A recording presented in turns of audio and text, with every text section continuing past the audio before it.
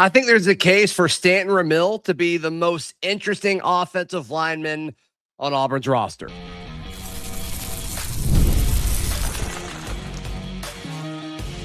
You are Locked On Auburn, your daily podcast on the Auburn Tigers. Part of the Locked On Podcast Network, your team every day. Yes, welcome on into Locked On Auburn, your daily Auburn Tigers podcast. I'm your host, Zach Blackerby. And thank you so much for making Locked On Auburn your first listen every single day. Ben Taylor of the Auburn Network family of stations hanging out with the C-host Auburn Opelika this morning on News Talk WANI. We'll talk about how big Auburn's game against Texas is on Wednesday night in just a moment. But Ben, we both have a name on the offensive line that's particularly interesting. I'll start with Stanton Ramil. I think there's a case for Stanton Ramil to be the most interesting offensive lineman on this roster. Junior, about to be a junior. I guess he's a junior now. From Michigan State with playing experience, but has had 2 injuries in the span of the last 3 years. Knee injuries, not great for any position, especially offensive line. But the clay is there, right? The talent is there. The frame is there. And we've seen him compete and be solid in a questionable Michigan State system. I do think he has the potential, and I do think this scheme is going to help the offensive lineman more than a lot of other schemes that we've seen even at Auburn, even what he's seen in Michigan State. If he can put it together and stay healthy, I mean, you talk about an impact signing, this would absolutely be that.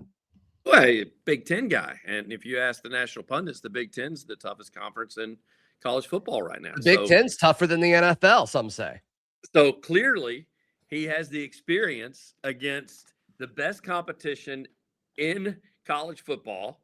And even though Michigan State wasn't really relevant, but still, like you said, the fact that he was on the field and the injury things, do you put a lot of weight in that when it comes to offensive? Because I feel like they could be rolled up on and injured at any point in time. Because when people say people are injury prone, I don't put that on a lot of offensive linemen because I just feel like an offensive lineman just their knees and ankles take a beating anyway. So I think that they probably play hurt the second game of the season and beyond. Like they probably get through the first game of the season and everything's fine, and then the second game of the season they're like hurt throughout the rest of the time. So I don't know that will be a hindrance to him as long as he's healthy now that he gets here.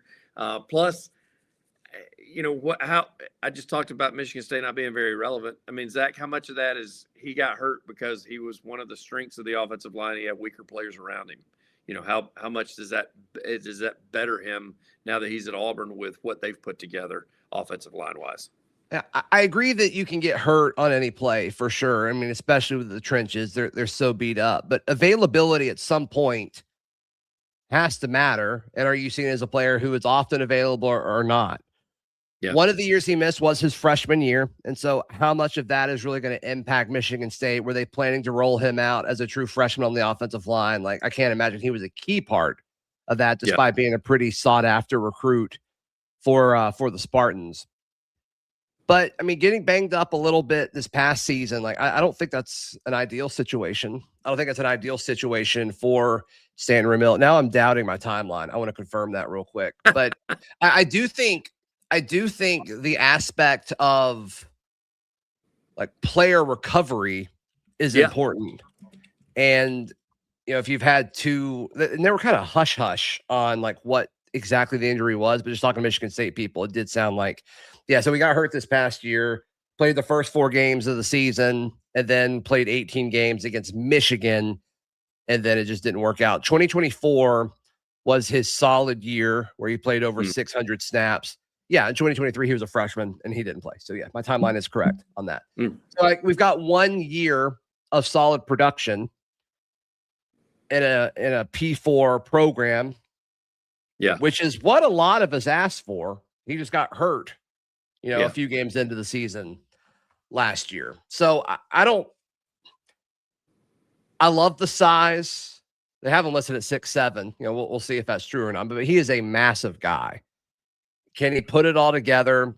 it's interesting because they brought in a lot of left tackles, guys who played left tackle at their previous school. I think you're about to mention one. Yeah. Is this set? Like, did they recruit one guy to be the left tackle and said, hey, we're going to get other guys, but we're going to put them at right tackle? You're our left tackle. That's a conversation that I can't wait to see unfold when spring starts in a few weeks. Well, that conversation, and I know you didn't have this on the docket to talk about today, with all the running backs that are there, like who was promised the starting gig? You know what I mean? Like you got offensive linemen and running backs that the sales pitch was probably X whenever they brought them in. Now, they could have been upfront and honest with them and just said, look, we need your body. We need your size. We need your experience.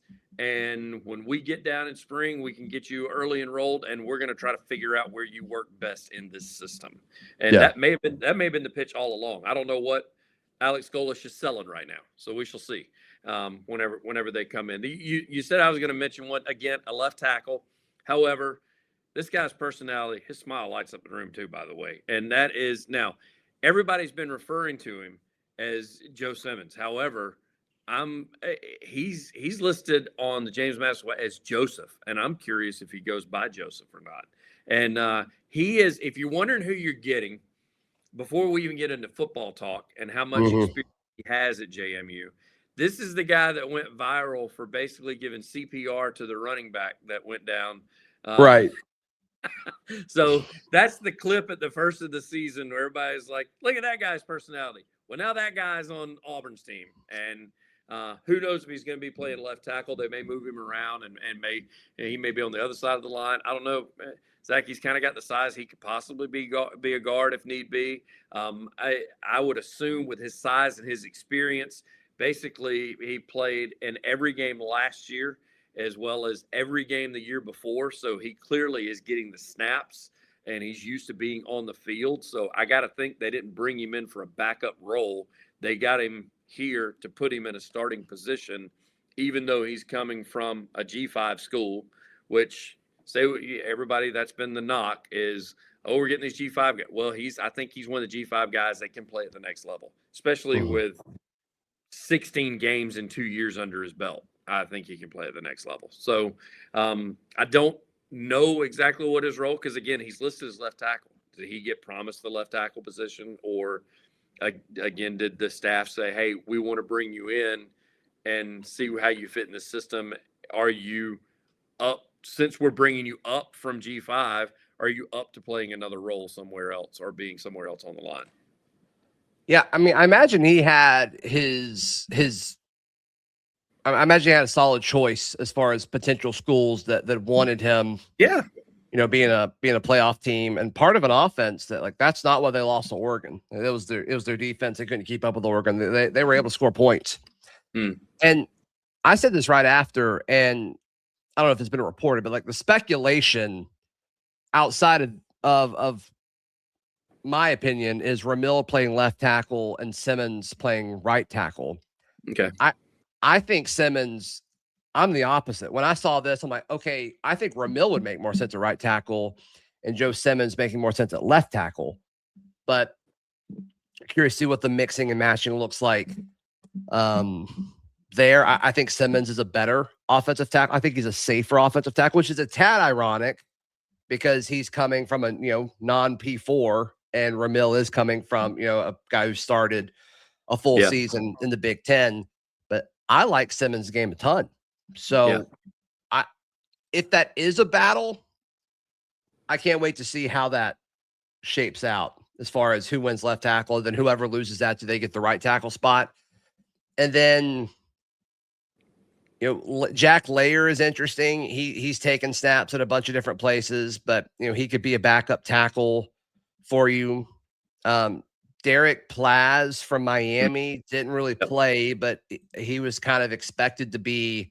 I mean, he was listed as a backup left tackle for Miami. So just kind of the pecking order at tackle. They did what I think you need to do. Get a lot of guys who have played tackle, let them battle it out. And the guys who don't win those starting jobs, you can always scoot guys in. You'd rather scoot guys in from tackle to guard than put guards and scoot them out at tackle. So I like how they've built it. They just got to see who fits where and see if they can build out a pretty solid room with that. So How much? yes. How much do you think it plays in? So everybody talks about, the left tackle with a right-handed quarterback. That's your blindside tackle. That's your guy that's going to protect. But when you got a quarterback like Auburn's got now that moves a lot, are you looking for a guy that's more of a run blocker or a guy with experience or a guy that can pass protect? Because just from what I've seen of what we're getting at quarterback, I don't know that you've got to worry too much about holding off a defensive end for 3 seconds, because it seems like the ball's out prior to 3 seconds, or the quarterback's out, one of the two. Right. Or does the play calling limit guys from just teeing off? I mean, I kind of defended Auburn's offensive lineman more last year, I think, than most people did, because I was critical of the scheme.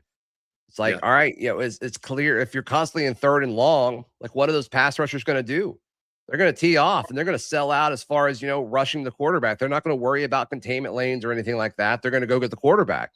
And that's what they were able to do. And especially when Jackson was playing and the defense knows, like, oh, this guy's going to hold on to the ball too long anyway. It was all a recipe for disaster when you talk about pass protection. So it was was the O-line perfect last year? No, but they were not put in a situation to succeed, a position or a situation to succeed when it comes to quarterback play or offensive scheme. I hope these things change for Auburn this season. Auburn basketball's got a big one Wednesday night as they host Texas. That's next, right here on Locked on Auburn. Today's show brought to you by our friends at Mazda. This is Mazda's moving the game forward for those who show there's more to the score than what's on the screen. I think Keon Hall is certainly a guy who moves the game forward, just like Mazda does with what he did, carrying Auburn to a massive, massive victory on the road in Gainesville. We'll see if he can do it Wednesday night against Texas. We put that same passion into every model. Highlights make the reel. What it took to get there makes it count. There's more to a Mazda because there's more to you. Thank you to Mazda for sponsoring Locked on Auburn. Today's show also brought to you by our friends at TurboTax. Nobody likes doing taxes. It's just something that we've got to do. Why not make it as easy and efficient as possible? TurboTax, full service. You can have your taxes done for you by a trusted local expert, start to finish, without any stress or guesswork. It's a huge time saver and gives real peace of mind knowing that an expert is handling it. For a limited time, you can have your taxes done by a local TurboTax expert for just $150 all in. If our TurboTax expert didn't file for you last year, just make sure you do it by February 28th. Take taxes off your plate and get back to your life. Visit TurboTax.com/local to book your appointment today.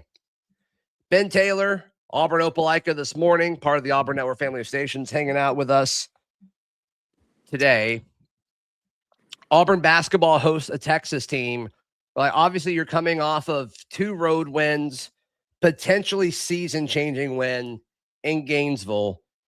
The worst thing in the world for you would be to blow it and lose a game that you absolutely should win Wednesday night. Texas is solid, but you should win this basketball game.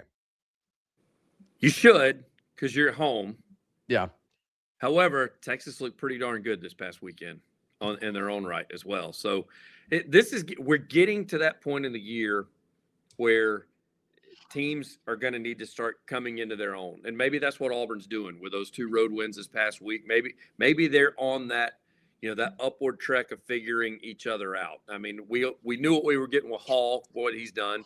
He put in 24 the other night. Probably should have been more. He had 22 at the half, so he really was quiet in the second half. Yeah. I said this Monday with mutual friend Taylor Korn. Talked to her about it, and I said the guy that I'm really looking forward to now starting to come about, and I think he needs to take a larger role, especially when Hall gets quieted like he did in the second half, is Elijah Freeman.